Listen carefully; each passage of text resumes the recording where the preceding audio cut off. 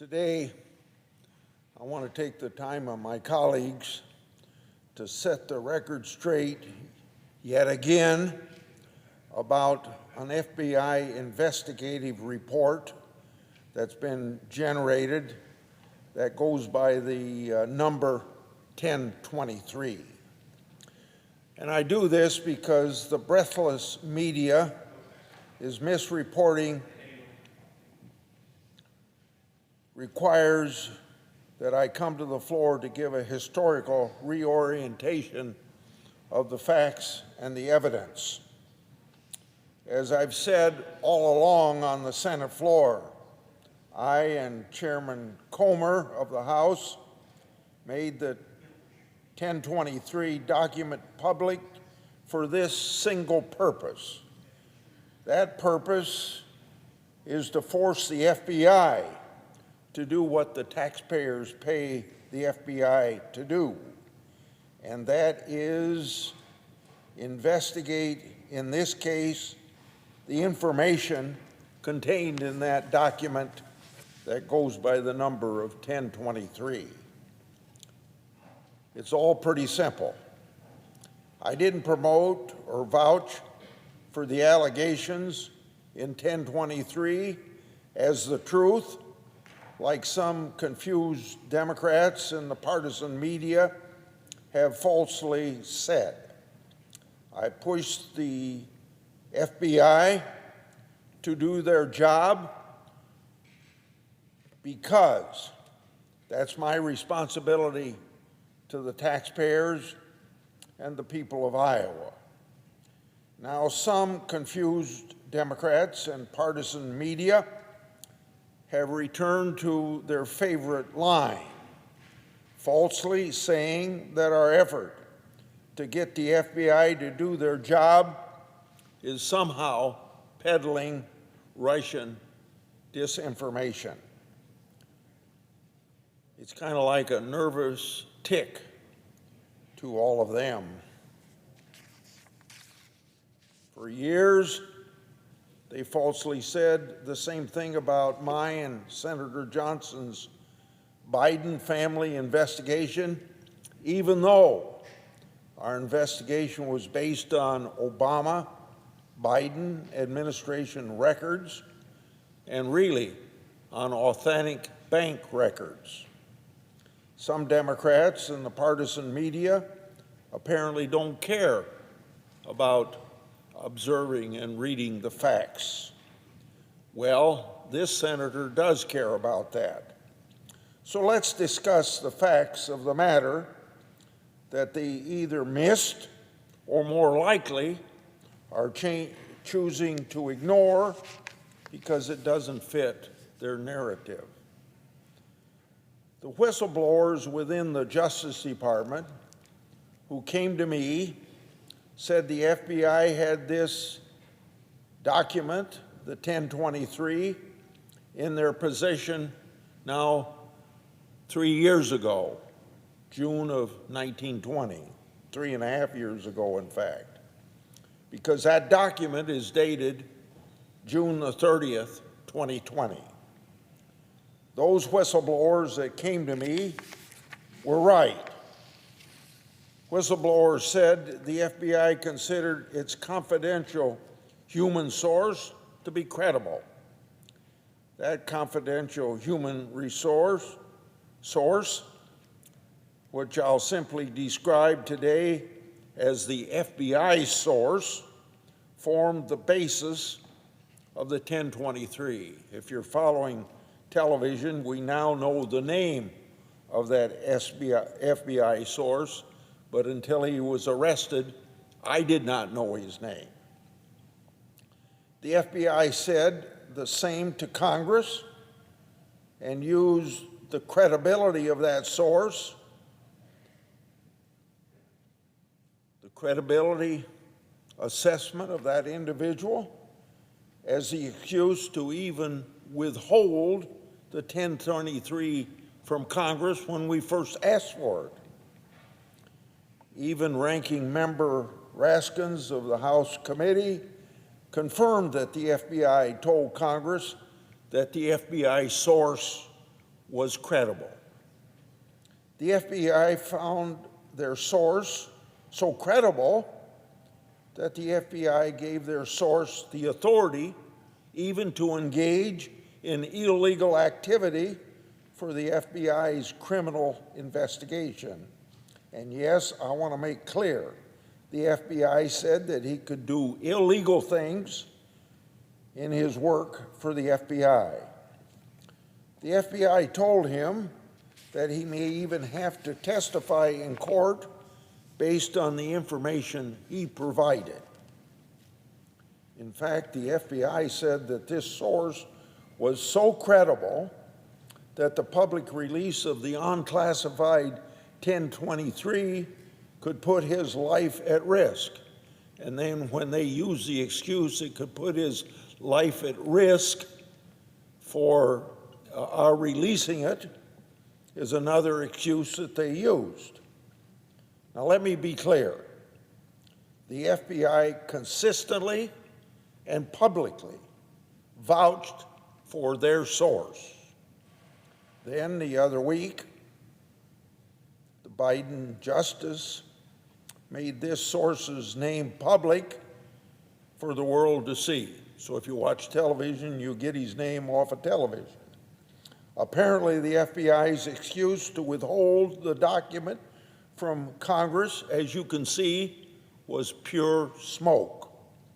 Remember, the FBI said releasing the 1023 could put their employees' confidential human source life in danger.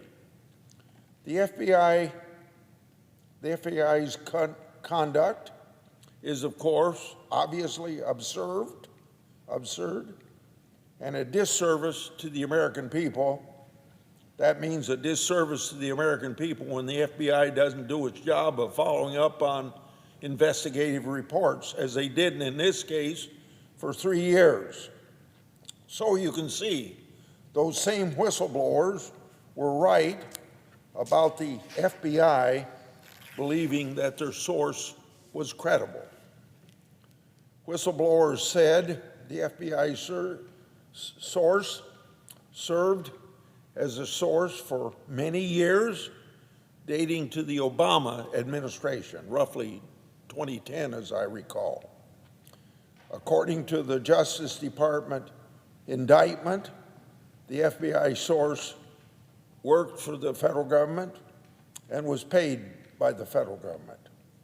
So again, those whistleblowers in justice were right. Whistleblowers said the FBI failed to investigate the allegations in the document. So let me refresh this history by giving you the timeline. According to the Justice Department indictment, the FBI finally interviewed the FBI source on September 27th last year. We made the 1023 public just a few months prior to July 20th, on July 20th, 2023. Clearly, the FBI finally acted because of our release of the document. In other words, we embarrassed them. And by that time, as I've said, by my timeline, the document was over 3 years old. 3 years they didn't do their job that the FBI ought to have been following up on. So the 1023 sat with the FBI collecting dust until we in Congress acted. My releasing the 1023 got the FBI to do its job that they should have been doing 3 years before. So I think it's legitimate in this political climate we're in this year, a presidential year, to ask the question, would Special Counsel Jack Smith have waited years to act if the 1023 was about former President Trump? Those whistleblowers were right about the FBI's failure to investigate. I started my oversight relating to the FBI's failure to investigate the 1023 on October 13th, 2022.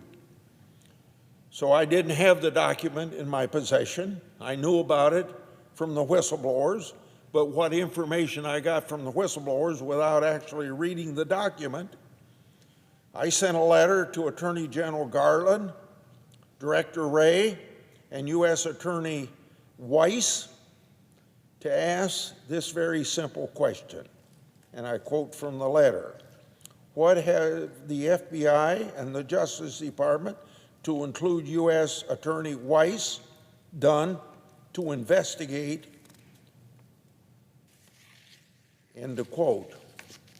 I also asked for an array of documents, including travel documents that the Justice Department has used to indict the source. And I also asked, before I had read the document, for the same records again. This would have been after we released the document, so I correct myself. I asked the same records again on October 24th, 2023. I said this on May the 3rd, a year earlier. What we don't know is what, if anything, the FBI has done to verify these claims or investigate further. I asked on May 5th, 2023, about the 1023, quote, I wish I could say that I knew it was true or untrue, end of quote. On May the 9th, 2023, I said, quote, my focus right now is on the FBI and the Department of Justice. What have they done with this document, meaning 1023, end of quote. On June the 1st, 2023, I said, quote, we're responsible for making sure the FBI does its job, and that's what we want to know, end of quote. I came to this floor in the Senate on June the 12th, 2023, to say to my colleagues this, and I quote, here, with this 1023 document I've been referring to throughout my remarks, the Biden Justice Department, FBI, must explain to Congress and the American people what, if anything, they've done with this information, and they need to show their work. We're not accepting their word for anything. We're seeking documentary proof of what they did to investigate the matter or their failure to do so, end of quote. Then after Comer and I publicly released the document, I said this on July 25th, quote, I want to make sure what my oversight focus is and will be holding the Biden Justice Department and the FBI accountable to explain to the American people what they did to investigate and what they found. What did the Justice Department and the FBI do to investigate the information contained in 1023? Did the Justice Department and the FBI follow normal investigative process and procedure, or try to sweep all this under the rug because of political bias? More precisely, did the FBI and DOJ seek to obtain the evidence referenced in the document? Did the Department of Justice and FBI seek to interview individuals relating to the 1023, and if not, why not? If so, one way or the other, what did they find? And that's the end of the quote from what I said here on the floor of the Senate last year on this very subject. Let me say that one line again so everyone hears me. One way or the other, what did they, meaning the FBI, find? All these partisan media outlets, if they had a shred of intellectual honesty and decency, would report those facts and hold the FBI accountable for their failures.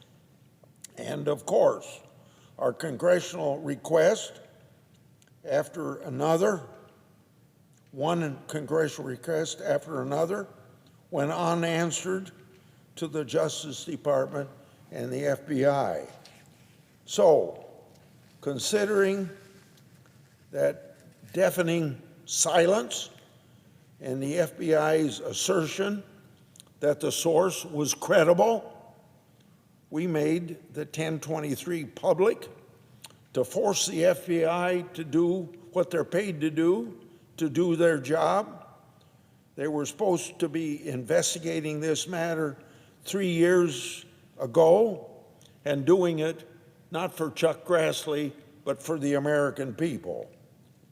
If Congress didn't ask for transparency and accountability, in other words, us in the Congress doing our oversight work, we'd break faith with the American people, just like the FBI didn't do its job and broke faith with the American people. And you know what else the Biden administration hasn't answered? My and Senator Johnson's oversight requests. Let's not forget, there's a larger investigative picture here other than just 1023. Senator Johnson and I released 2 reports in 2020 as part of our Biden family investigation. We gave a series of floor speeches introducing bank records connecting the Biden family to Communist China financial interests.